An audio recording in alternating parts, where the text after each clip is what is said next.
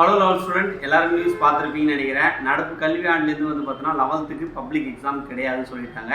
அது என்ன ரீசன் பார்த்தீங்கன்னா, மாணவர்களுக்கு வந்து பார்த்தோன்னா மன அழுத்தம் அதிகமாக இருக்குதுன்னு சொல்லிட்டு 10th 11th 12th 3 தொடர்ந்து நீங்கள் பப்ளிக் எழுதிருந்தீங்க. ஸோ இனிமேல் 10th-க்கும் 12th-க்கும் மட்டும் தான் பப்ளிக் எக்ஸாம் சொல்லிட்டு அஃபிஷியலாக பள்ளி கல்வித்துறையிலேருந்து நமக்கு அறிவிச்சிட்டாங்க. இது வந்து ஒரு நல்ல நியூஸான்னு கேட்டிங்கன்னா, என்னை பொறுத்த வரைக்கும் ஒரு நல்ல நியூஸ் தான். ஏன்னா மாணவர்கள் வந்து பார்த்தோன்னா அவங்களுடைய மனநிலையை புரிஞ்சுக்கின்னு இந்த விஷயத்தை நடவடிக்கை எடுத்தது உண்மையிலேயே ஒரு அப்ரிசியேட் பண்ண வேண்டிய விஷயம்தான்.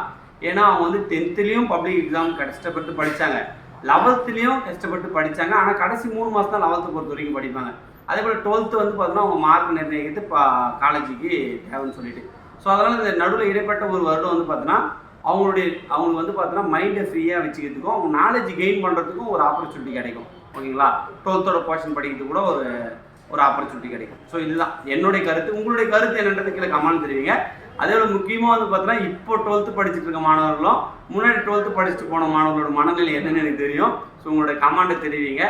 ஸோ என்னை பொறுத்த வரைக்கும் அடுத்து வர சன்னதிக்கு இது ஒரு நல்ல விஷயம் தான். நான் படிக்கும் போது 10th 12th தான் பப்ளிக் எக்ஸாம் இருந்து. ஸோ 11th நம்ம வந்து பார்த்தோன்னா ஃப்ரீடமாக நம்ம லேர்ன் பண்ணிக்கலாம், அவ்வளோதான். ஓகேங்களா? உங்களுடைய கமெண்ட்டை கீழே உரிமையான கமெண்ட்டை கீழே கமெண்ட்டை தெரிவிக்கலாம். ஸோ தேங்க்யூ, பாய்.